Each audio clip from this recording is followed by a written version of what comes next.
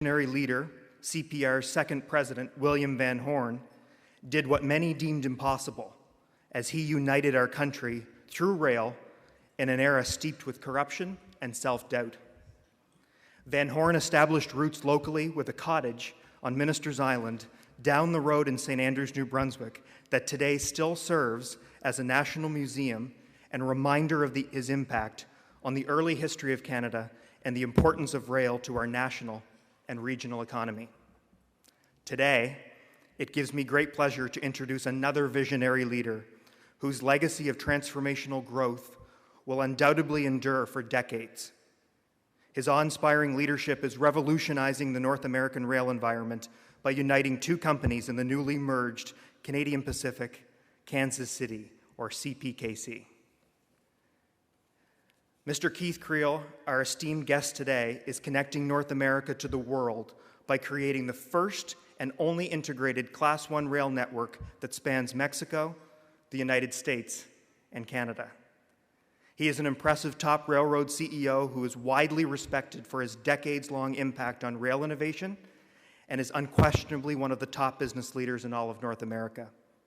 Mr. Creel is so impressive, in fact, that the Globe and Mail fittingly named him CEO of the Year in 2021 for pulling off the biggest deal of the year. CPKC's return to Atlantic Canada is driving massive growth, connecting St. John to this unrivaled new North American rail network. Without a doubt, CPKC's return has opened Port St. John to a world of opportunity and possibility. Mr. Creel, Port St. John is thrilled to be part of your vision for CPKC and stands united with you as we create a more prosperous working waterfront for our community.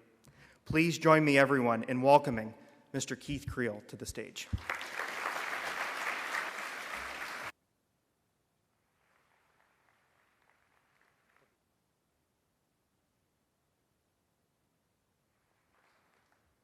Thank you for those gracious comments, Craig, and it's an honor for Ginger and I, my wife, to be in St. John today.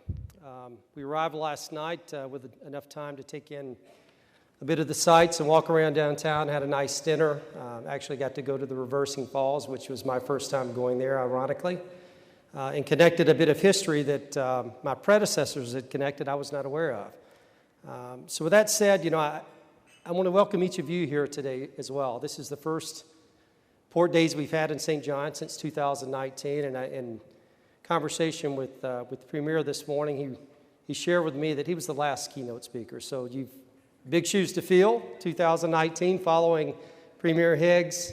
But also one of the comments he shared with me is obviously maybe the concern then is what we saw as an opportunity, and that was the relevance and the untapped potential of the Port of St. John and the town of St. John and the province of New Brunswick that, quite frankly, for decades has been left unaddressed. And probably, I would suggest, not speaking for him, shared his frustration at that reality. Now, at that same time, I did not know or have any idea, and I've said this many times.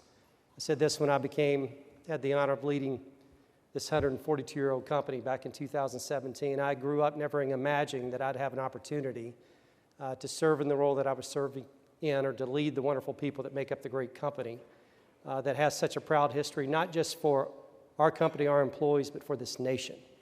So again, it's something that's humbling.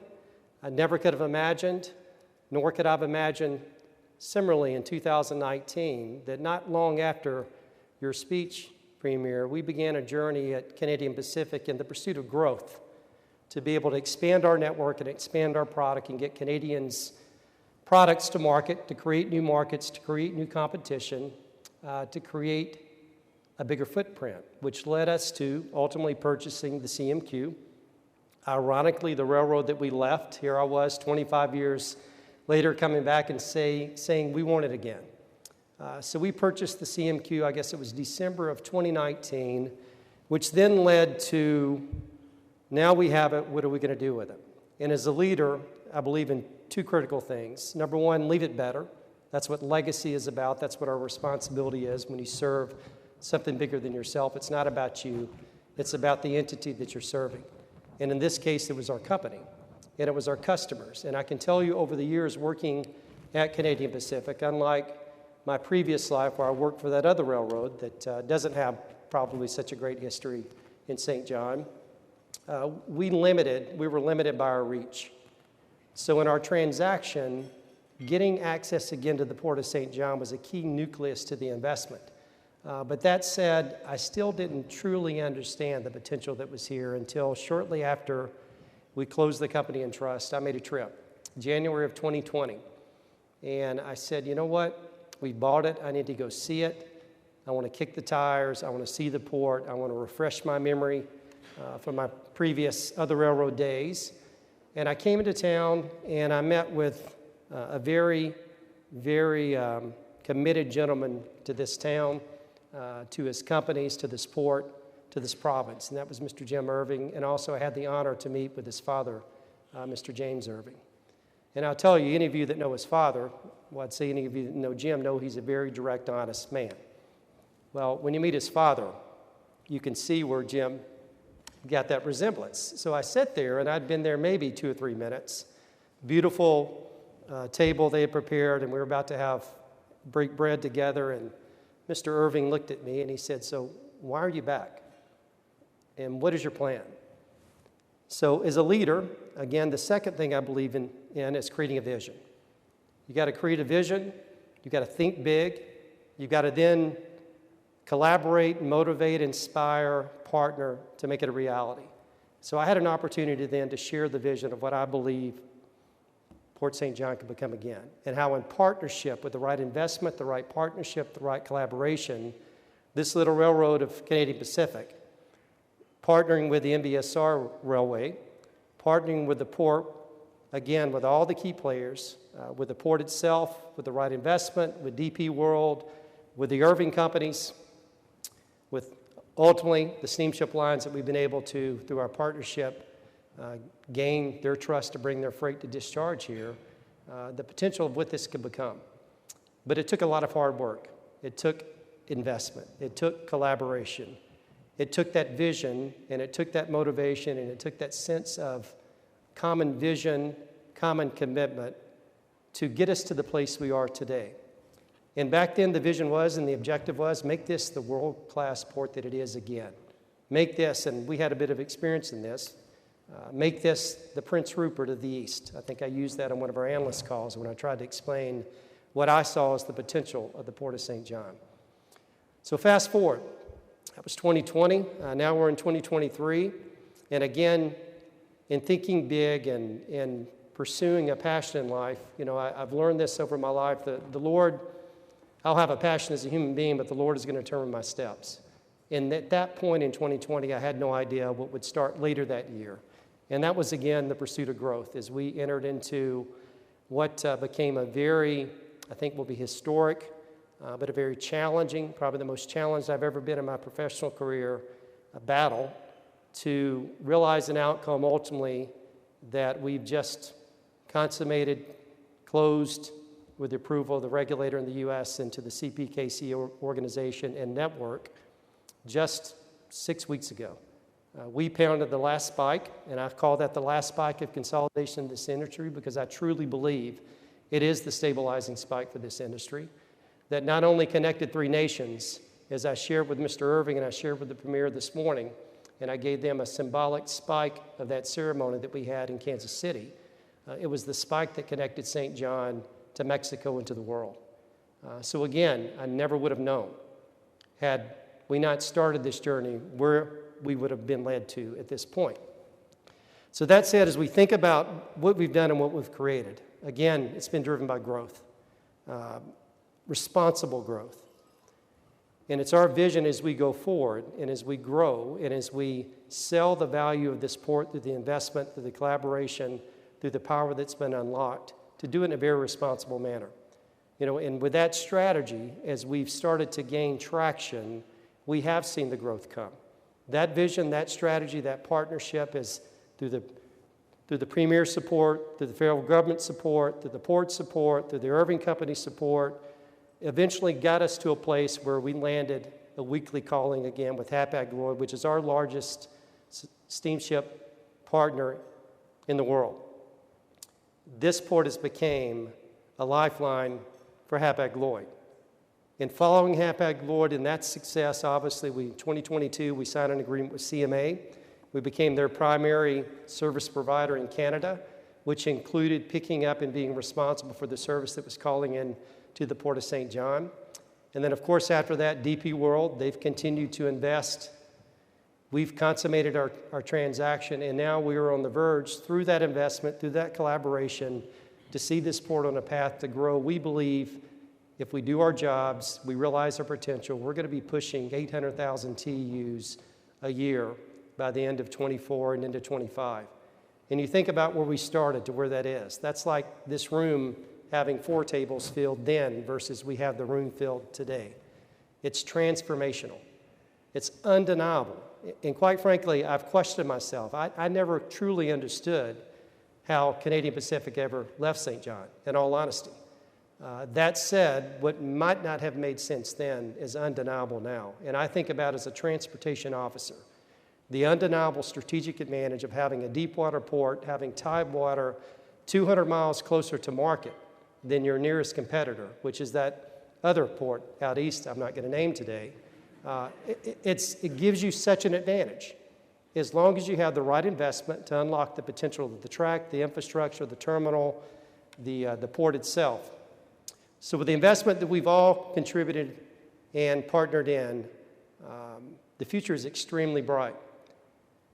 Our network now, being able to leverage not just the Port of St. John, but a network that connects us with the one seamless single-line move all the way into the markets of Mexico, and from Mexico to the Port of Veracruz, to the Gulf Coast, to Lázaro Cárdenas, which is another untapped, diamond-in-the-rough port on the Pacific Ocean on Mexican soil, 2 markets of the world.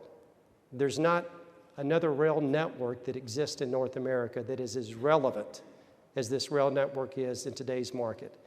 And of all the things that have occurred the last 2 or 3 years since this journey started, when I came here in January of 2020, the things we never could have imagined, I would suggest to you, as challenging as they have been, be it the pandemic, be it the supply chain disruptions after the pandemic that were exacerbated by the pandemic, be it we're at a point today, and I speak to hundreds of business leaders, not just in North America, but across the world, where food security, supply chain stability, supply chain reliability, supply chain security itself has never been more critical than it is today. So our opportunity with this network and with our partners to nearshore, to ally shore, to attract investment that is dependent upon the service that we can provide, connecting our ports via our rail network to our nations and to this world is unparalleled. So again, a lot of hard work. We have to remain humble. We can't take it for granted. We have to continue to advocate for good, sound public policy. That means at a federal level as well as the provincial level. And I would suggest that your provincial leader here, your premier, sets to me the standard for what good looks like. Representing the public's interest as well as working with business so that we can serve the public's interest, so that we have a stable environment to invest in, so that we have good public policy and good regulation that doesn't stifle business or push business away. And unfortunately, sometimes that's not the case. Sometimes politics trumps good public policy. We're seeing that today. We're seeing that today at a federal level. And perhaps some would suggest I'm being critical. I'm just being honest. To see the government today in Ottawa to be suggesting renewing a pilot program when it comes to interswitching that only applies to 3 provinces, the prairie provinces, that if you really boil it down and get to the root of it, it's truly only opening the back door to Canada to American railroads through an interswitch, extending from 30 kilometers to 160, trying and implying a pilot policy that has been tested before, just back in 2014 or 2015. And the government itself and Transport Canada itself said it was damaging. To allow another U.S. railroad, and I've got an operation in the U.S. too, I'm a U.S. citizen. I'm not bashing the U.S. What I'm saying is it's not fair, and it's not compensatory, and it's not true competition if you don't have to compete on the same level playing field. So to allow a U.S. railroad into the back door of Canada by extending interswitching just to pick our pockets and take our freight without having to pay a fair market rate, to me, it's a disincentive to investment. It allows that other railroad to enjoy the fruits of our labor while their labor enjoys the fruits of theirs. And it takes work away from good, hard-working Canadian railroaders as well. So at the end of the day, especially at a global scale, and this is something I think about, and I think, and I'm just being honest again, it's Canadians, and I can say that. I've lived and worked in Canada for so long, I probably would suggest I've been influenced by Canada in the business world more so than the U.S. We can often take for granted how blessed we are. Not two perfect railroads, but the two best-run railways, not in North America, but in the world, and certainly undeniably in North America.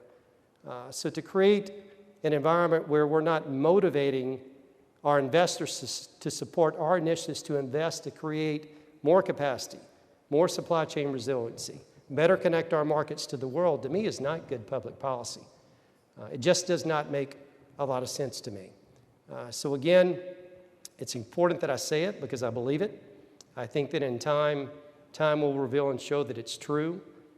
That said, it is what it is today, but as I navigate this rail network going forward, I can tell you this, and it's just a harsh reality. When you're building a network as large as we've created that connects 3 countries, it requires balance.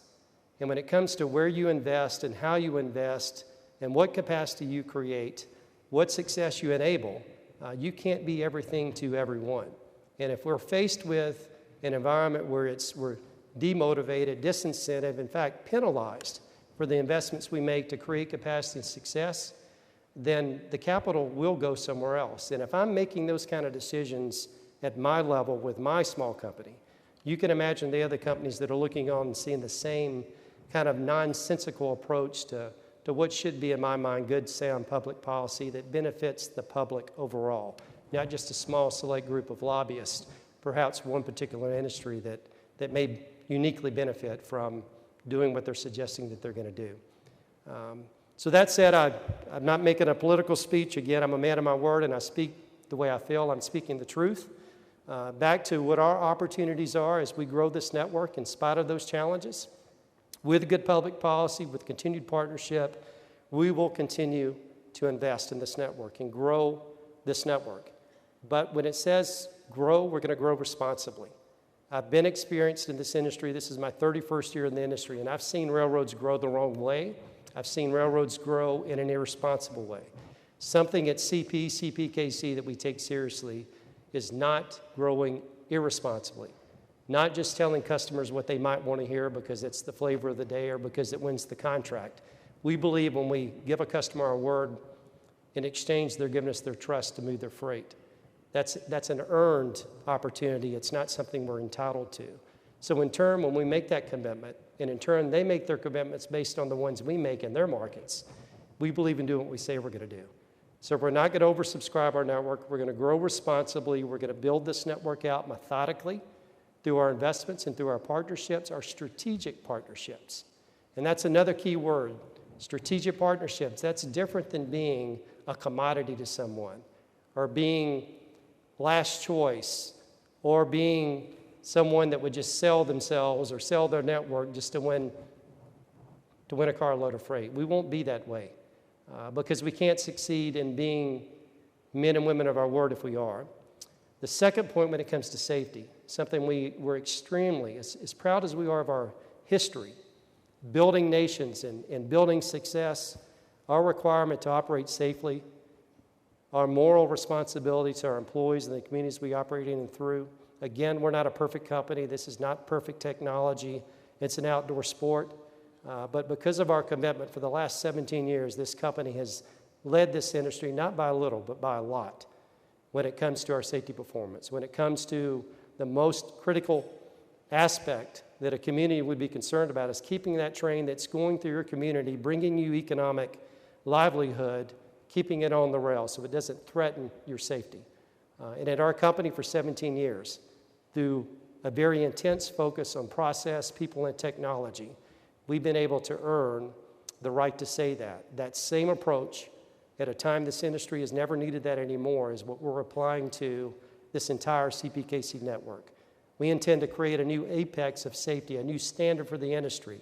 Not so we can be boastful about it, but I think, again, it's part of our responsibility to set the standard for what's possible, to influence this industry in a positive way, because truly, as much as we're proud of what we've done and we're very committed to this, we know that this industry is only as good as its weakest link. So we have a responsibility to set the standard, to set the bar high so that other railroads can aspire to achieve the same outcomes for their stakeholders, for their communities, and for their employees. The other thing we're going to do that we're extremely proud of is that we're going to lead sustainably. And I know in this last session, I know we were recognized, and Jonathan shared some of the great work we've done at the company. I'll tell you, the last 5-6 years, the railroads have always had a sustainable, environment-friendly advantage over the truck. We can just move more freight simply a further distance, burning less fossil fuel. That said, over time, we understand at some point alternative fuels, fossil fuels will be reduced to alternative fuels, whether it's biodiesel, whether it's some new standard in the industry, is going to displace and take its place. So part of our journey outside of leveraging solar energy, outside of leveraging other sustainable areas, is we have invested, and this again was born through the innovation and the crisis of the pandemic. On a train trip with some very intelligent individuals, the thoughts of what do we do? How do we meet these new emission standards? How do we make our 2030 goals? How do we align with the Paris Accord? There's a lot of challenges, but as a leader, not a lot of answers. But again, I'm one that I believe if we're going to commit to it, we darn well better have a path to do it. So I was not one to say we'll do it just because, and I'll let my predecessors 20 years from now cash that check. So out of that challenge, this innovation of this hydrogen locomotive was born. An ability to take technologies through the pipeline, through control systems that exist today, through hybrid batteries, through battery technology as well as hydrogen technology, fuel cells. We have developed a control system and retrofitted the world's first, and the world's a big place, freight locomotive. There are passenger locomotives that run hydrogen in Europe.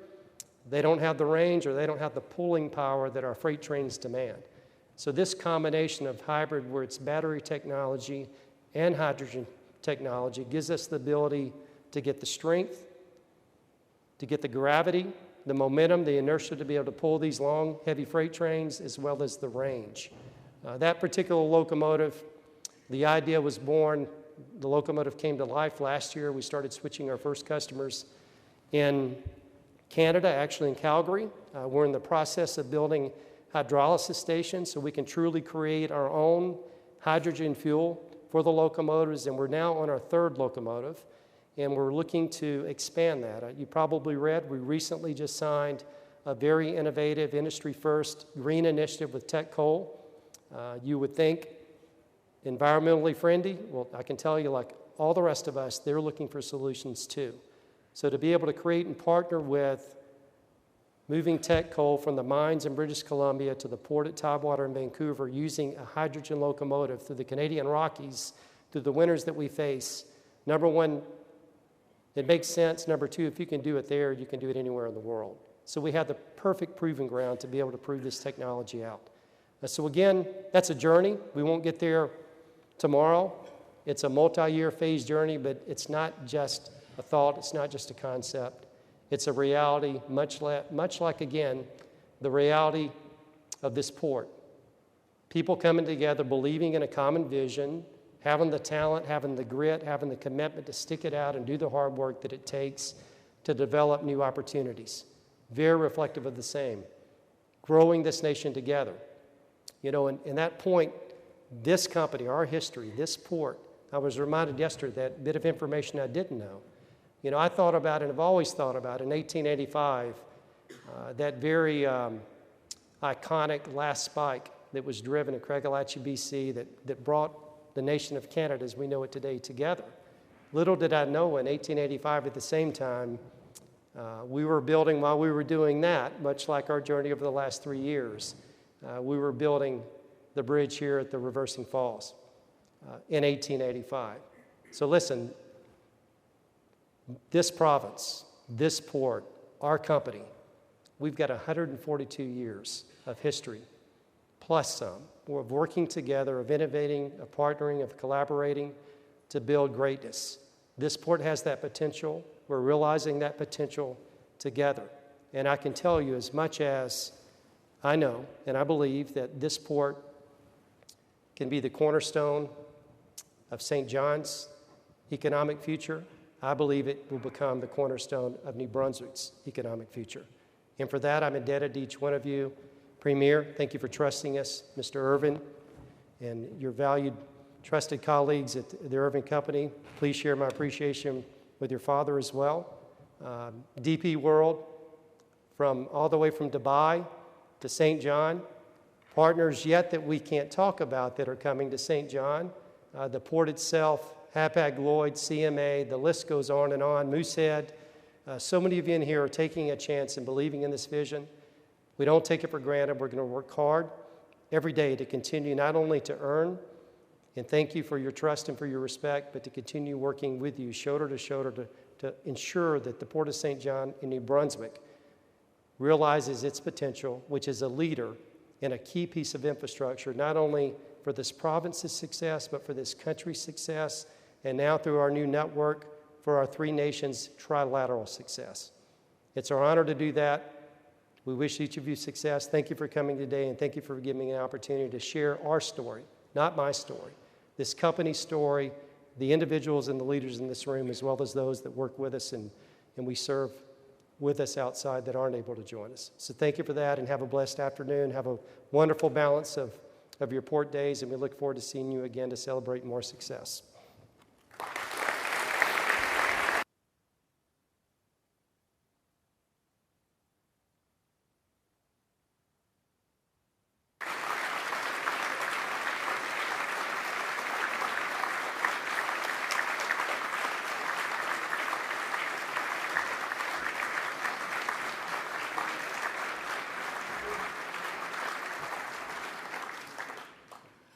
Wow, I'm not even going to attempt to follow that.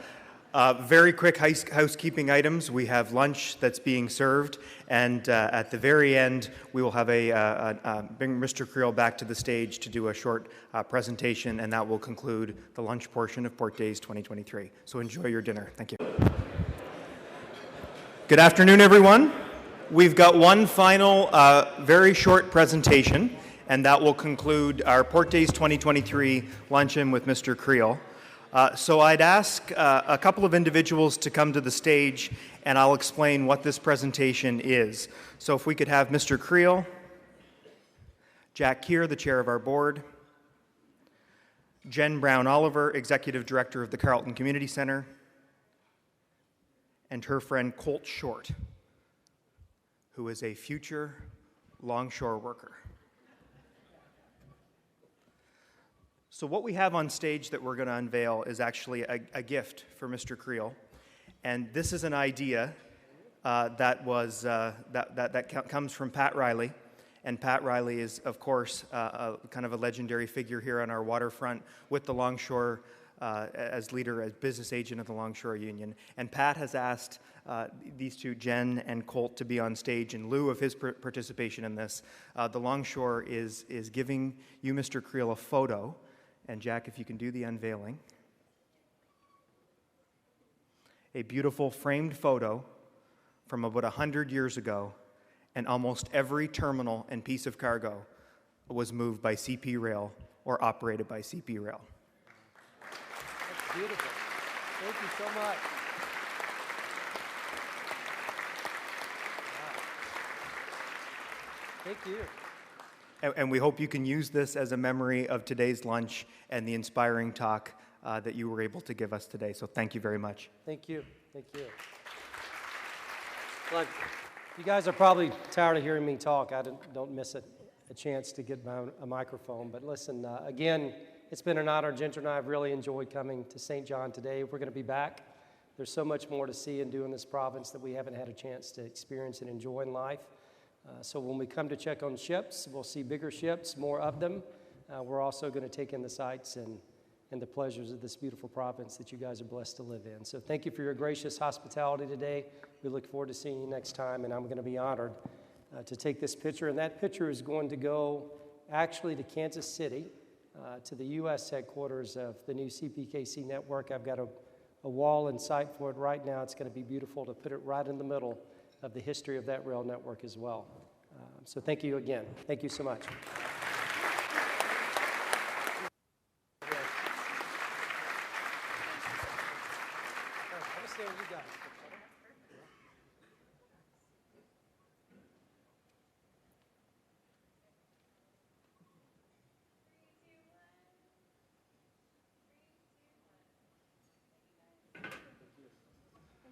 So that concludes our lunch, and for those of you that are here tonight with us for our seafood fiesta, the reception begins at the atrium of Market Square at 5 p.m. Hope you all have a wonderful afternoon and hope to see you this evening. Take care.